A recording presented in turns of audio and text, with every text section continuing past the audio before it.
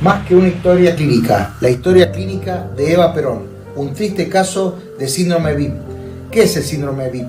Es la abreviatura en inglés de Very Important Person, es decir, persona muy importante. Fue descrito por primera vez en 1964, aunque ha existido en toda la historia, y hay miles de ejemplos, aunque ocurre cuando una persona muy importante por su propia condición, los médicos pierden objetividad y terminan afectando las decisiones sobre la atención médica. Sucede con presidentes, reyes, actores, papas. El dictador Franco fue atendido por 22 médicos que poco aportaban. En nuestro país, María Eva Duarte Perón fue un claro y tristísimo ejemplo. Siempre aclaro mi condición política radical, pero mi total imparcialidad a la hora de hablar como médico y sobre todo un paciente sufriente. Seguramente en este video, como en todos los informes, se mezcla mucho el mito con la realidad y el secreto con lo público. Quiero aclarar, y es mi opinión personal, que en el síndrome VIP también el profesional sale afectado, como veremos al final de este video. Es 9 de enero de 1950, hace mucho calor. Estamos en el salón de actos del Sindicato de Conductores de Taxis. Eva Perón se siente mal. ¿Es el calor? Da un discurso breve. Habla con el doctor Oscar Ivanisevich, destacado cirujano, profesor de la Universidad de Buenos Aires. Conclusión: es operada al otro día de una apendicitis inexistente. Es el principio del fin. Hasta aquí tenemos negligencia de la paciente y pasividad del entorno médico. Quiero aclarar que no estoy juzgando a nadie y hay que ubicarse en el contexto político, histórico y en la idiosincrasia de la época y los actores. Pero retrocedamos en el tiempo. 2 años antes, este brillante profesional había operado exitosamente a la madre de Eva, doña Juana Ibarguren, de la misma enfermedad que su hija. El doctor Ivanisevich le explica la necesidad de un examen ginecológico a Eva por los hallazgos en la exploración que obtuvo durante la cirugía. Ella reacciona mal, le respondió: «Usted a mí no me toca». Ella pensaba que la querían matar. Algunos hablan de un carterazo. Lo que sí sucedió es que Ivanisevich renunció a su cargo al otro día. Era mayo de 1950. Asida al parabrisa y de pie, aguantando los dolores, sonríe y saluda por última vez. Dada la mala evolución, finalmente se hace bajo anestesia general el examen. El doctor Raúl Mendé, médico y ministro de Asuntos Técnicos de aquel entonces, sugirió al doctor Humberto Dionisi de Córdoba para dicho estudio. Se diagnostica cáncer endofítico de cuello uterino. En un boceto realizado por el médico cordobés en un anotador del City Hotel de Buenos Aires, donde se alojaba durante su estadía, podemos ver la descripción de la destrucción casi total del cuello uterino por una úlcera, la infiltración del parametrio lateral derecho en sus 2/3 internos y discreta infiltración del parametrio uterosacro. En resumen, un cáncer de cuello uterino muy avanzado. Es muy probable que ella nunca se haya realizado un papanicolau. Desde no hace tantos años se sabe que la causa de esta enfermedad son algunos subtipos de HPV, virus del papiloma humano, que se transmiten principalmente por vía sexual. Actualmente, Perón hubiera sido estudiado para ver si era portador. Yendo más atrás en el tiempo, la primera esposa de Perón, Aurelia Potota Tizón, fallece de lo mismo con poco más de 30 años. Su marido hacía de enfermero ante las profusas hemorragias de la paciente. Se repite la historia. Eva tenía intensas hemorragias y dolores. Perón cuenta que su mujer ya tenía sintomatología previa al 9 de enero. El doctor Albertelli es contratado para estar en forma permanente al lado de la enferma en la residencia presidencial Unzué, hoy inexistente, destruida por la intolerancia de la Revolución Libertadora. El doctor Albertelli logró una buena relación médico-paciente, más allá de ser apolítico y de todas las intrigas palaciegas que debió soportar y sobre todo los celos de los médicos cercanos a Perón. El primer paso fue colocar una carga de radium en la zona de la lesión, lo que hoy llamamos braquiterapia, y debió estar en reposo con la misma por 5 días. La estrategia era achicar el tumor para hacerlo operable. Aparenta ser un éxito porque disminuyen los dolores y la hemorragia. Se debe esperar que se restablezcan los tejidos sanos para poder operar. Generalmente es de 30 a 40 días. Se trata de fortificarla para la cirugía y ahí comienzan más desprolijidades. Perón llamó al doctor canónico, director del Instituto Oncológico Ángel Roffo, para que buscara un cirujano. El elegido es el renombrado cirujano norteamericano Dr. George Pack, del Memorial Sloan Kettering Cancer Center de New York. Albertelli es desplazado sin claras explicaciones a un segundo plano. Eva desconoce que un norteamericano vino a revisarla con anestesia general, todo en secreto de Estado. El mismo Pack la operaría el 6 de noviembre de 1951 en el Policlínico Presidente Perón de Avellaneda, que ella había mandado construir para sus descamisados, con todos los lujos, desde fino mármol en las paredes hasta modernos quirófanos, dirigido por el prestigioso Dr. Ricardo Finocchieto. Nunca supo, vio o conoció al cirujano norteamericano.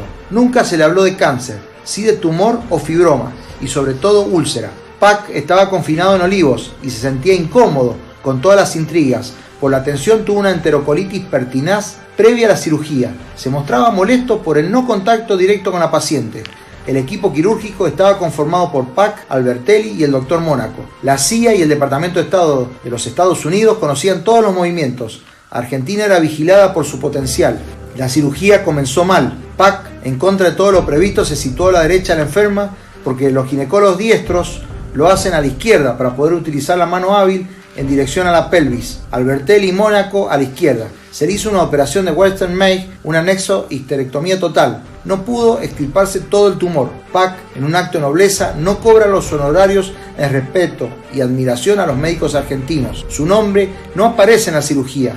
Es reemplazado por el de Finocchieto, con el consentimiento del norteamericano, y se queda 2 días para controlar el postoperatorio. El pueblo peronista reza. El antiperonismo, lamentablemente, festeja. Y por eso les pido que rueguen a Dios para que me devuelva la salud que he perdido. No para mí, y no para Perón, ni para ustedes, para mis descansados. A todos.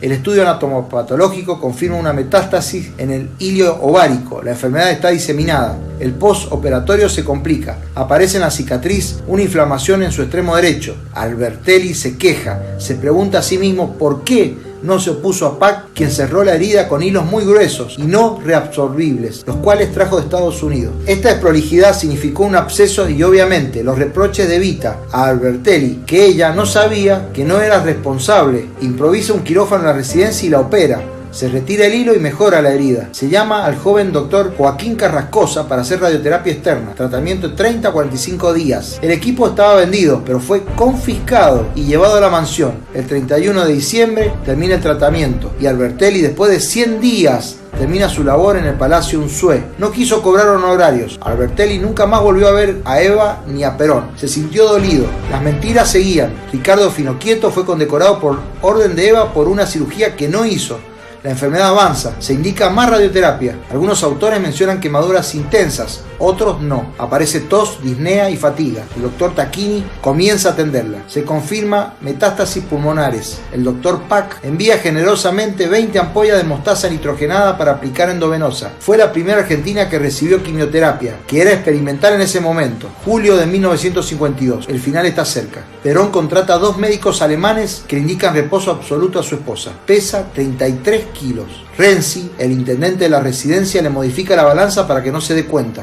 Una anciana que entra a saludarla le dice que ella era tan buena que no se merecía cáncer. Eva se entera de la verdad y se enoja. Es medicada con morfina y altas dosis de barbitúricos.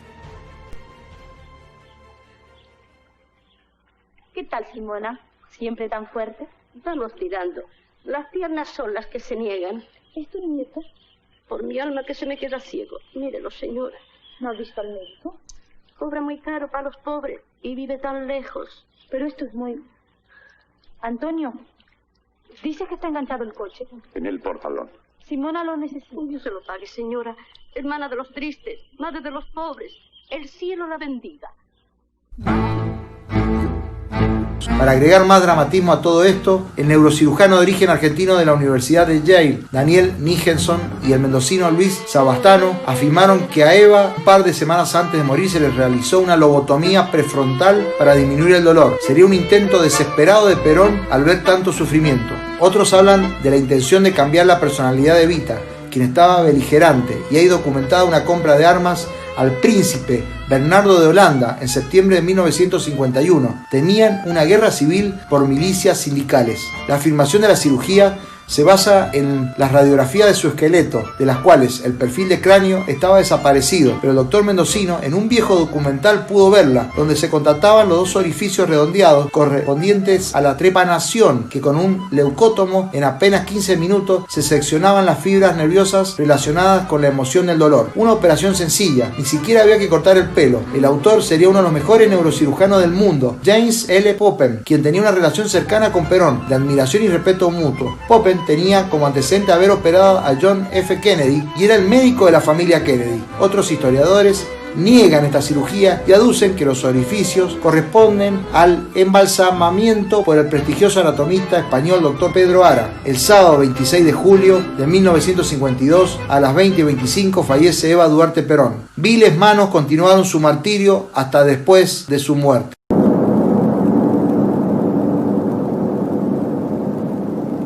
Cumple la Subsecretaría de Informaciones de la Presidencia de la Nación el penosísimo deber de informar al pueblo de la República que a las 20:25 horas ha fallecido la señora Eva Perón, jefa espiritual de la nación.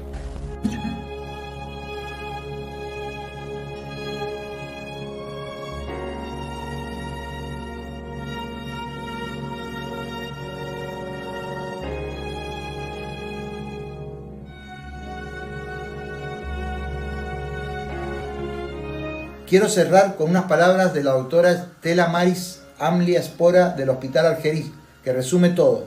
El historial médico recopilado me resultó siniestro, lleno de padecimientos, lleno de interrogantes, con pocas respuestas concretas, quizás con muchos desaciertos, que a mi juicio trascendían las pautas terapéuticas de la época.